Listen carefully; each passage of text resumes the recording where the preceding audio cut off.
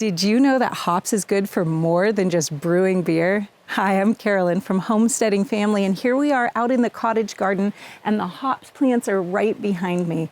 Today we're going to be talking about the uses of hops, how to grow them, how to harvest them, the medicinal benefits of hops, and we're even going to be making a very simple but very effective remedy with hops.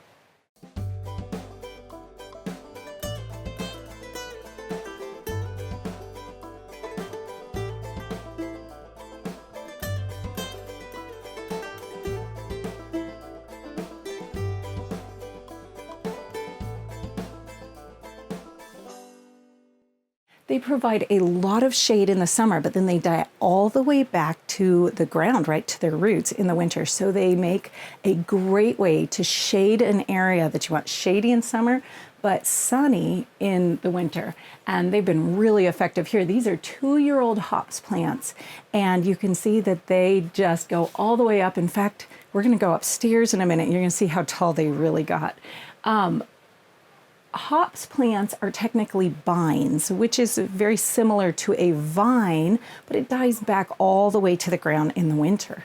So they can grow up really, really quickly. So all of this height is grown every single year from scratch in the spring, which just makes it a really fun plant to have around. But one of the really neat things is these hops cones, which is where all the benefits of hops come in. The medicinal benefits, the food benefits, even the cosmetic benefits. Now, hops are really, really powerful. You can see these guys, they're beautiful. They're kind of like cones. They would almost be like a little pine cone. And they are at the perfect stage right now for harvesting. The reason I know that is because they're fully mature, they're just starting to open, but if I open them up and tear that open, you can see there's a lot of that yellow pollen in there, and there's a lot of medicinal benefit held in that pollen. So if you're growing hops, you want to harvest them on a dry morning after any dew that's on them has dried off of them, when they're at this stage. And you can either dry them to save them for later, or you can use them fresh. We're going to be using them fresh today. Okay, here we are on the upstairs balcony, and you can see that they just kept on growing. In fact, in some places they've gone up above the second floor roof. But look at all of these hops cones that are up there. Isn't that amazing? They are so prolific. If you want to start growing hops, you're going to need to get the perennial roots, which means you're probably going to have to find them from somebody who grows them locally, or sometimes you can mail order them in. Once you have one hop plant, you'll be able to take divisions off those roots for years to come. So you'll be able to pass them on to your friends. You'll be able to spread them around your property. They spread very willingly when they're in a happy situation. Okay, now some of the benefits of using hops medicinally are actually quite surprising. We know hops for beer and as a flavoring and preserving agent for beer, and they give beer that classic bitter flavor. So they definitely are a bitter. And one of their medicinal uses has to do with using them as digestive bitters for your digestion. If you have a sluggish digestion, the bitterness of the hops can make your digestion pick up and get going before you eat. So a lot of people make a digestive bitter containing hops, and that would be a combination of bitter plants that you preserve in an alcohol and drink as like a very small bit of a aperitif before you eat to wake your digestive system up and get it moving.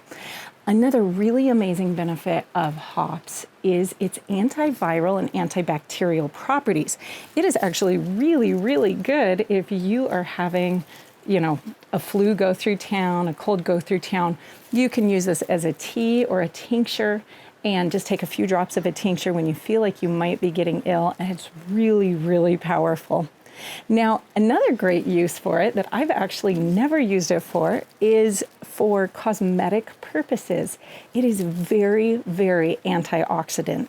has high levels of antioxidants in it. And so that means it's really good for your skin. It's really good for your hair. So you could make a simple tea out of this and use it as a hair wash.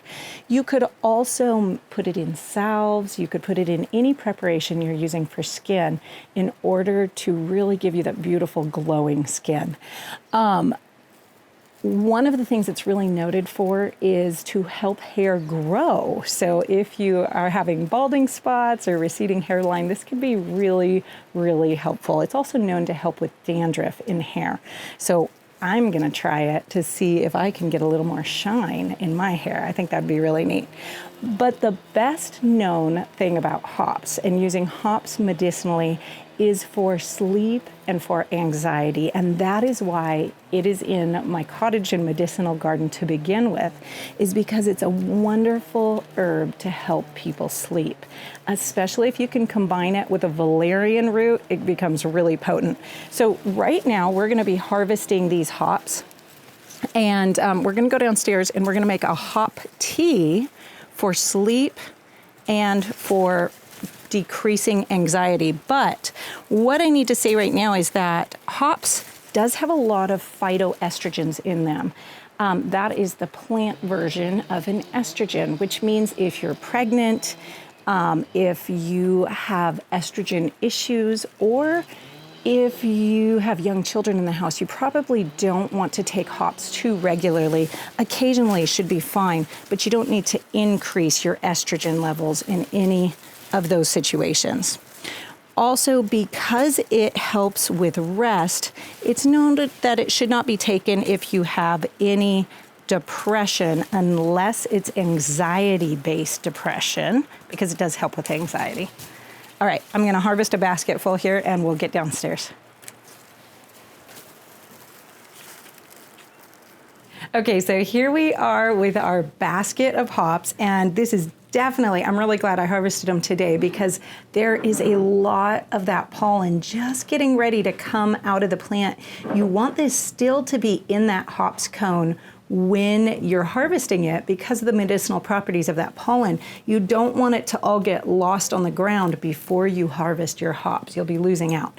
Today we're going to be making a hops tea that is going to be great for helping you go to sleep in the evenings, for reducing anxiety or stress. It's also exactly how you would make a hair rinse or a toner for your face. And you can use this same thing to boost your immune system to fight any bacteria or viruses that you may have been exposed to because of the antiviral and the antibacterial properties of the hops. Making a medicinal tea is super easy, but you have to do it the right way. Otherwise, you lose a lot of the properties. Okay, so right here, I have a small teapot.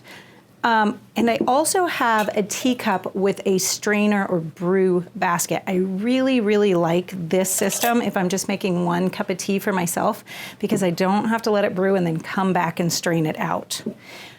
So I am just going to take about 5 to 10 hops cones, and these are fresh. You could use dried the exact same way, and put it right into my teapot here. All right, I think that was about 8, but I lost count. And the same thing here in the brew basket. And I have my tea kettle hot. It was just boiling.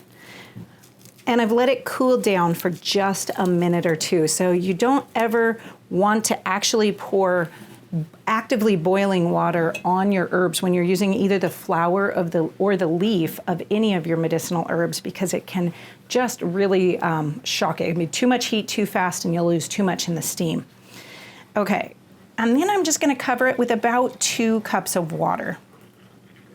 Now here comes the really important part. Put a lid on it, whatever it is, whatever vessel you're brewing in, make sure you get that covered so that you don't lose a lot of the properties of that herb out in the steam. This is really important. Now, if you're just wanting to make a tea that tastes good and is pleasant to drink, and maybe you don't want too strong of a medicinal effect, just brewing it for a few minutes until it tastes good is fine. But if you really want the medicinal effect of any of the herbs, you're gonna have to brew it for at least 15 minutes. Let it sit here, and then you're gonna either strain it out into a cup, just like this, to drink, or if you're using one of these cups with a brew basket in it, you just pour it out, pull it out, let it drip out, and then the lid actually becomes a little saucer for it. Hops tea is actually pretty bitter. It's not super unpleasant, but it is bitter. So you can sweeten it with honey or your favorite sweetener, but another thing that you can do is combine it with a different herb that you prefer the flavor of. You could use a peppermint in this, or if you're really looking for increasing your rest, and being able to fall asleep or reduce that anxiety, you could combine it with a lemon balm or a chamomile to make a tasty tea that has additional benefits to it. This is a great remedy to have on hand. The hops are so easy to grow, they're very prolific, and they're just waiting for you whenever you need them, providing shade in the meantime. So I really recommend you make plans for getting hops into your garden next year so that you can be making your hops tea next year.